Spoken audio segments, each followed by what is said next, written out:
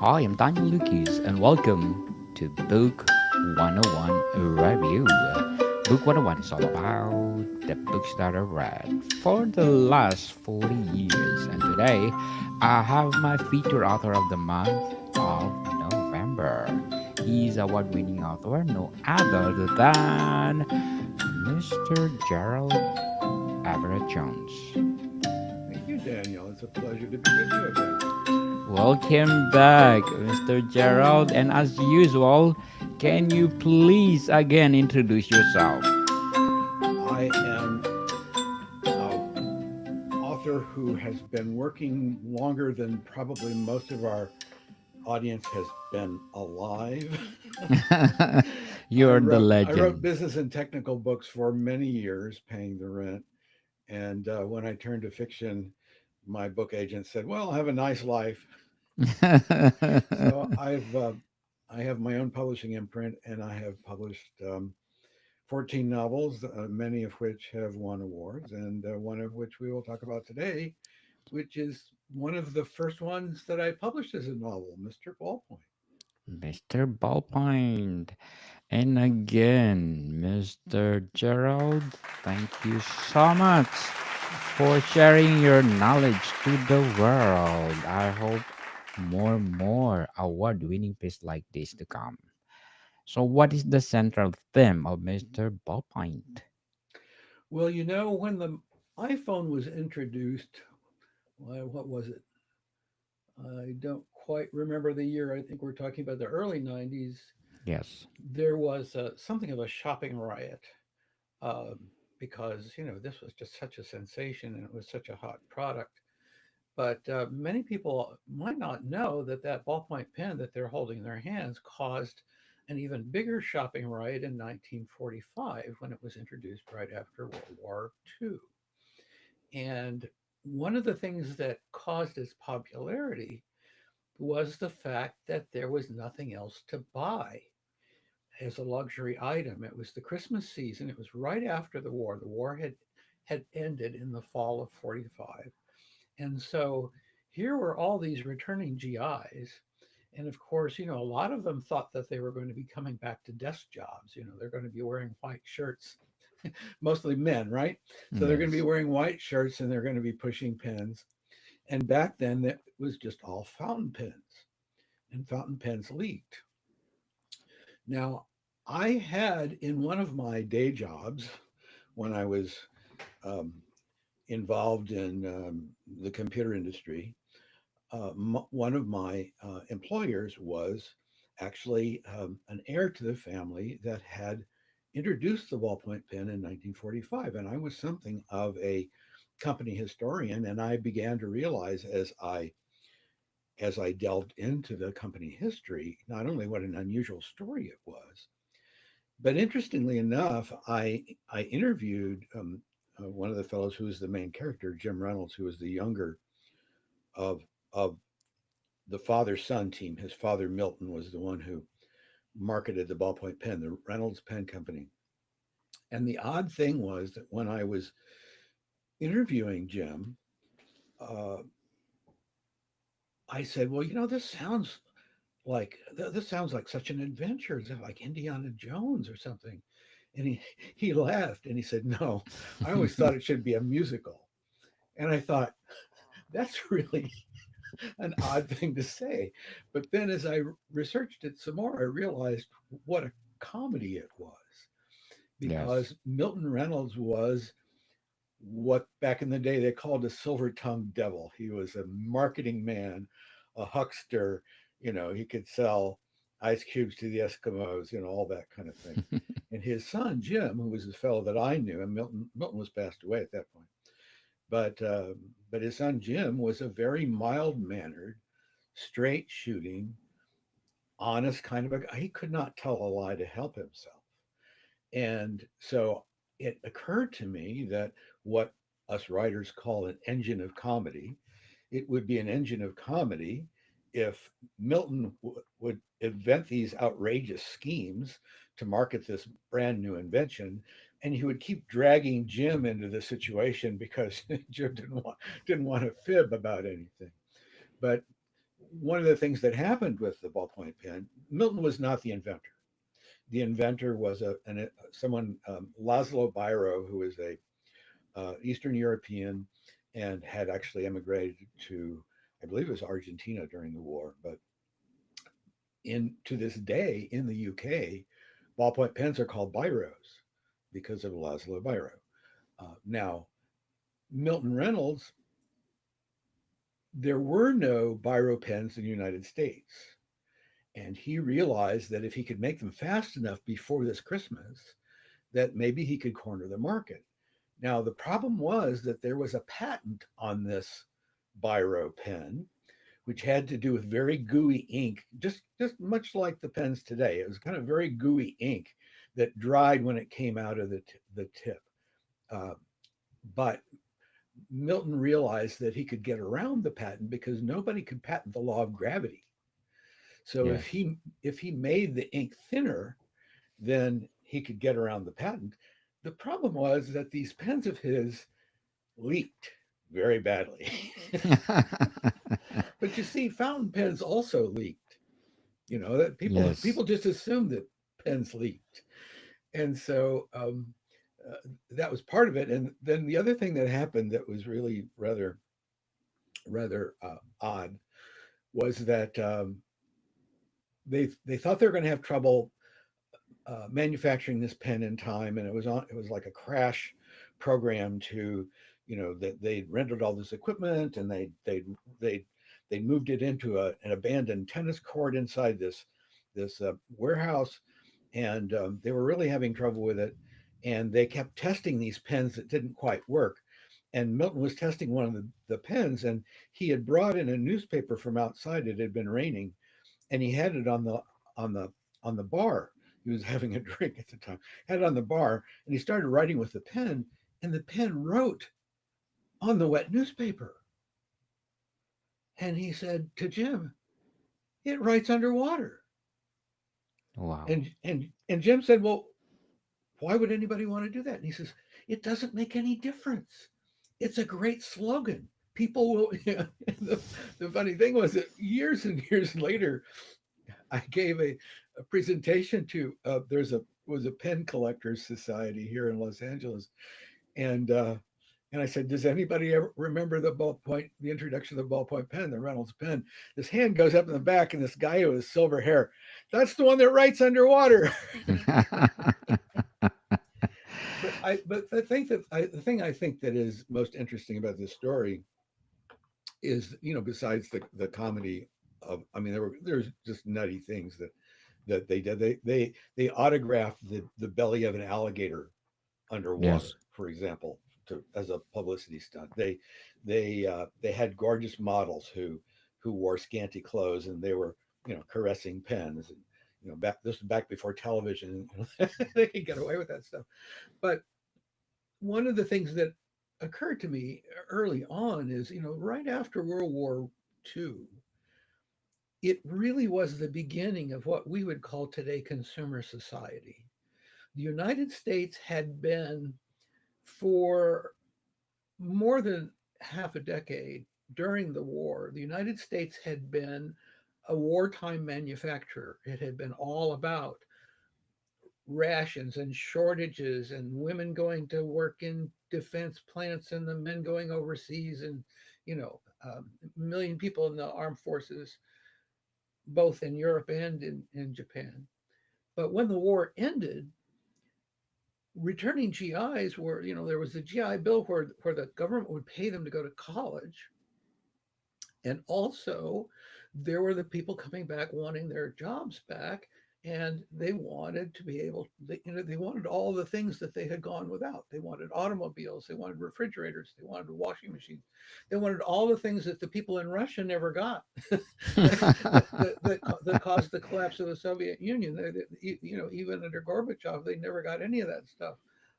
And so they were quite disappointed. But during the 1950s, the United States was just a booming consumer economy, and there were very few rules. There were no consumer protections. There was no consumer protection agency back then. There was no I don't think there was even a Food and Drug Administration or a Federal Communications, Federal Trade Commission. There just were no rules.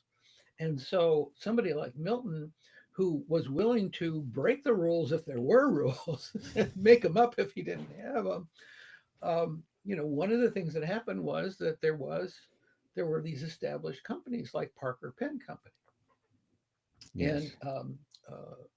Eversharp was a big company at the time. They also made lighters, and Eversharp ended up suing Milton Reynolds because they had licensed the patent. They had the right to make these pens. Well, Milton just turned around and countersued them, and for for made up reasons. Okay, so it was really something that they called the Battle of the Pen Wars, and the Reynolds Company made, I believe it was $8 million in 6 weeks. Wow. Now that was back when you could probably add a zero to that in today's money, Yes. maybe more. So Triple it zero. was just an outstanding success. So I really feel as though, and the other thing that occurred to me it was actually after I wrote the book, was that this is in some ways an ideal story for young adults because you've got a history of the United States that maybe is not taught that much in school. I mean, they know World War II happened maybe, and the fact that the United States and its allies won, but the whole idea of the beginnings of the consumer society and what capitalism might have meant and what startup entrepreneurship is and initiative and invention and innovation, this story encapsulates all of that. And so, I often would tell my book publishers and my interview guests like you, interview hosts like you, that this is an ideal book report book because you've Yes. got the history, you've got the invention. I mean, and technology too. I mean, again, the iPhone changed society. We're everybody's walking around with one. Well, in 1945, the ballpoint pen changed society. Everybody was walking around with one within a With few years. pen. Even got to the point where they were disposable. There was this fellow, people probably don't even know the name, Baron von Bick in Yes. Germany, invented the disposable Bic pen, Big. the Yes. see-through case. And the one of the things that the ballpoint pen did was it democratized letter writing and document creation. You didn't have to have necessarily a typist. Of course, typists, there were typists all through up until the time of computers. Some people remember typing, but typists or fountain pens tended to be expensive. Only you wouldn't say only white collar jobs could afford them, but I mean it was typically somebody who trained in penmanship, and they were careful about their writing, and yet anybody who could walk into a dime store could buy a ballpoint pen eventually. And so letters, postcards, that whole it was the email of the day. Write Auntie a postcard from your vacation to Biloxi, Mississippi, and you just let them know that there are white sand beaches there, that kind of thing. So I had great fun doing this, and I just felt as though it was a story that could capture the imagination, of, Definitely. of young people. Yes. So, Mr. Gerald, how does the novel reflect the entrepreneurial spirit of the post-war Well, era? it has to do with starting something from nothing, if you Yes. will, a new product, what they call, and actually the Reynolds Pen Company is used as a case study. I believe it was at Harvard Business School as a case study in product introduction. But in fact, Milton Reynolds was not a struggling businessman. He had he'd started. two or three companies before that, and he'd been fairly successful with this printing company that he had. And he had been successful enough that he actually had owned a private plane back in the 19, I think it was early 1930s.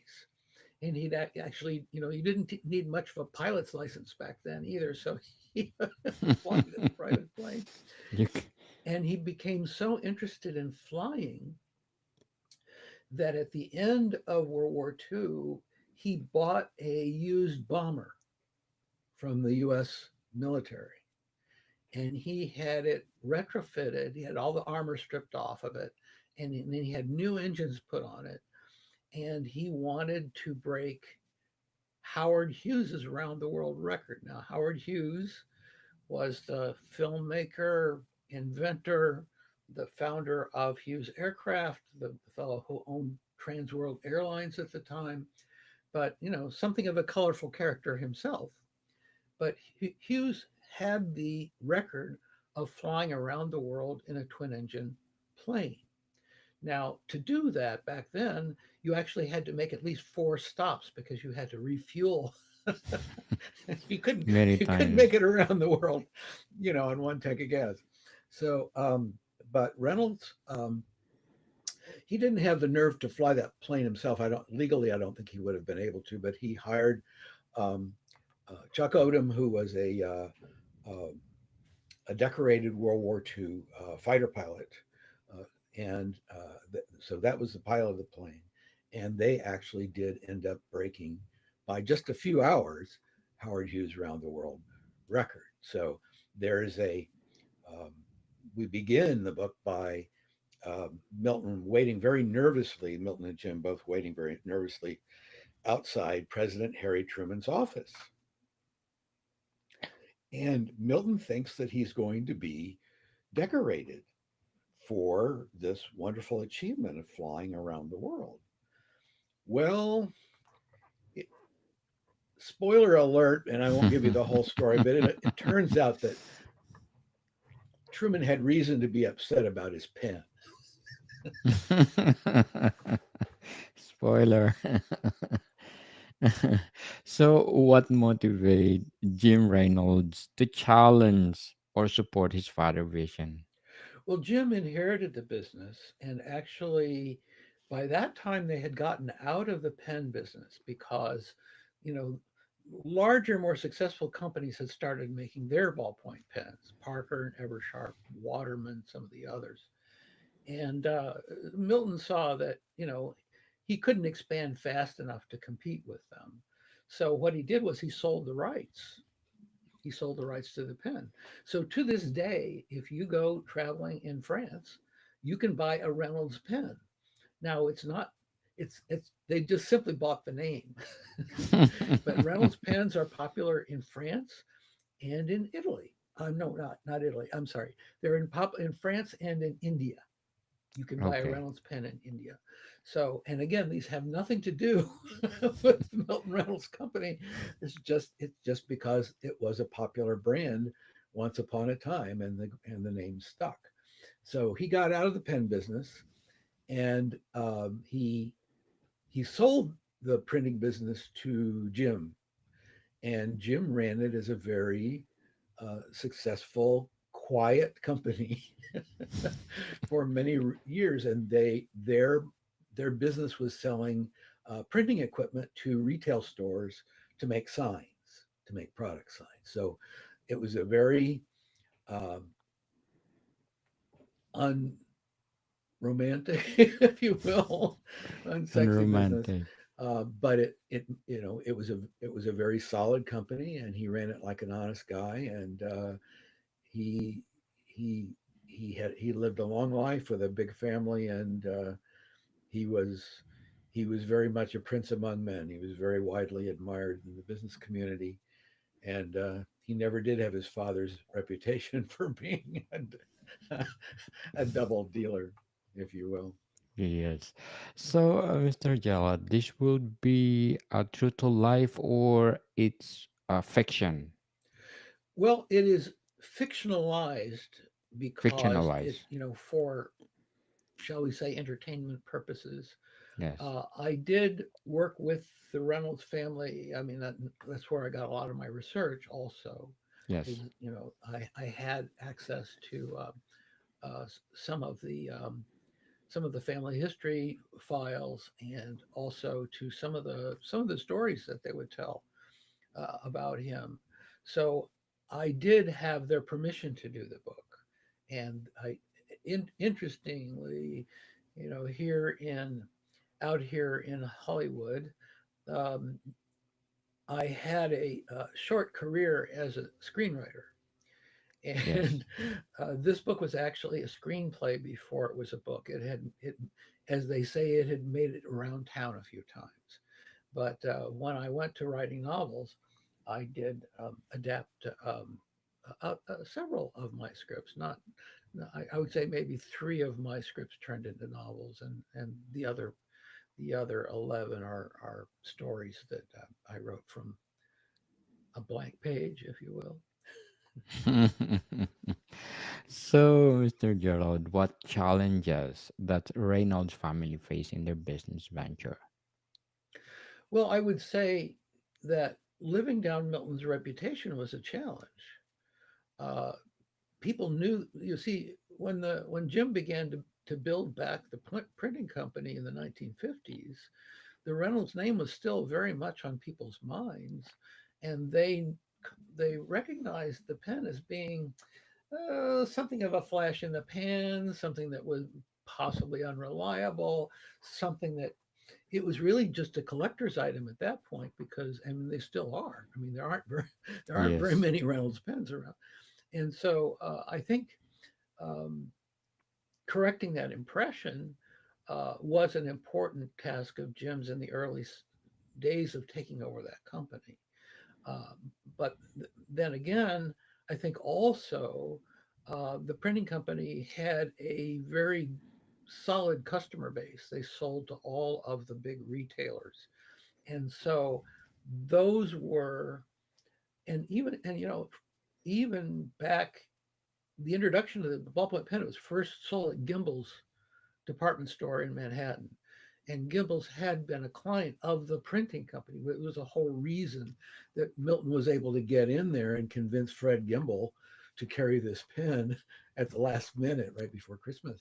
So um, it was something of a mixed bag, I will say, and because I think also the salesmen of the printing company, the ones who went ahead with building the reputation back, I think that they were fond of telling Milton Reynolds stories. That made for it made good for good. Two martinis at lunch conversation. Back in the days when people uh, did that, and we realized it wasn't a health threat. You could have your uh, you could have your Camel cigarette and your two martinis, and nobody really worried about it back then. That was the culture because Yes. I mean, so many GIs smoked in the service. I mean, that's what you did when you were trying to wait for things to happen. Is the military got more tobacco assigned to it than the consumers did. It was hard to buy tobacco Yes. because the it was given to the troops as or troops were allowed to obtain it because it was something that did seem to help morale. And um, I mean, I know that my grandfather um, picked up the habit of smoking in World War I. It was just something everybody did, and so times have changed certainly. Now we've got the addiction of the iPhone, of course. Yes. I think nowadays iPhone is the most addicted thing. Yes, S- try to pry that away from somebody, right? Yes.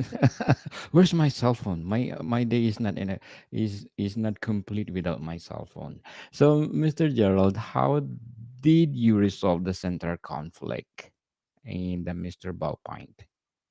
Well, trying to decide how to end the book was a bit of a challenge because to make it fiction,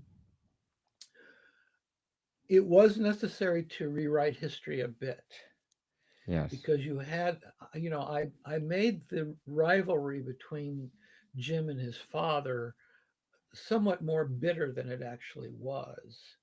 In fact, Jim and Milton, it's not that they didn't get along or that they did get along.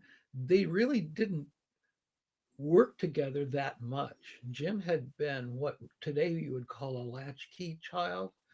That is that when he was growing up, he was sent to private school, and then he was very active in the Boy Scouts, but all and he would go to long summer camp and those kinds of things. But all this time, Milton and his wife were flying around the world, visiting customers. I mean, they were globe at that point because of the riches from the ballpoint pen.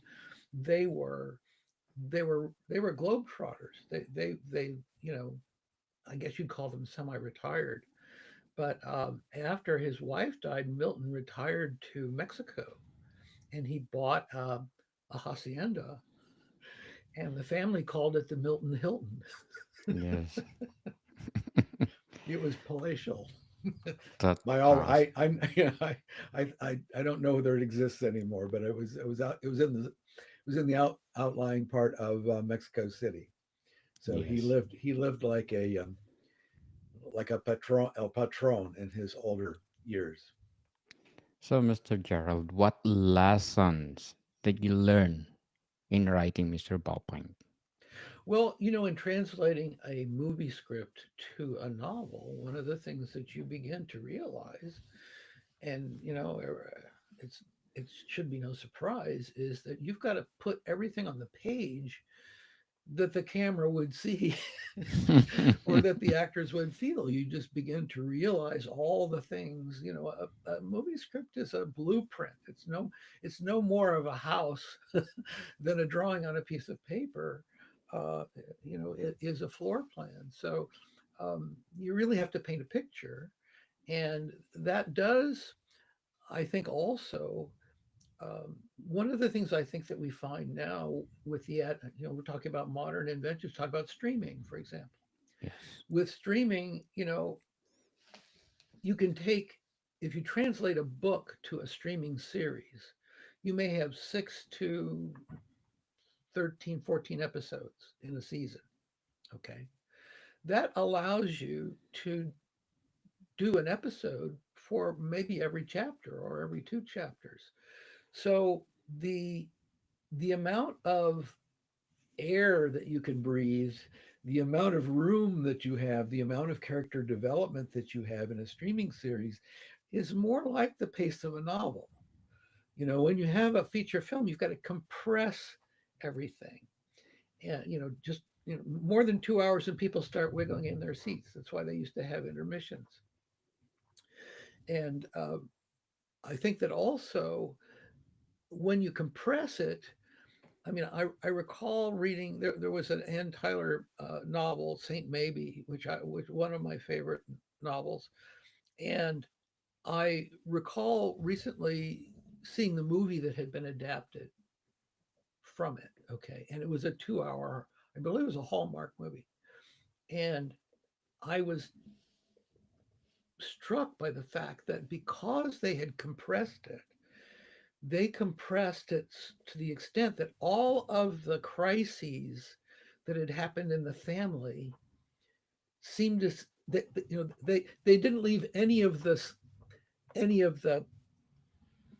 bad things that happened out. Okay, it was from one crisis to another, one heartache, one heartbreak, one calamity, one sickness, one betrayal, all this back to back. And the thing was that in the novel, yes, there were milestones in these people's life, but there was a lot of stuff that happened in between. So when you compress it, it was a much it was a much sadder experience because in the novel, people coped with what happened. They comforted each other. They debated it. They discussed it. They lived through it, and you can see how they lived through it. But in the movie, it was just like, oh my God, these poor people. So there is a difference. There really is a difference. Big difference. To sum up our discussion, Mr. Gerald, what does Mr. Ballpoint reveal about the consumer culture of the 1940s?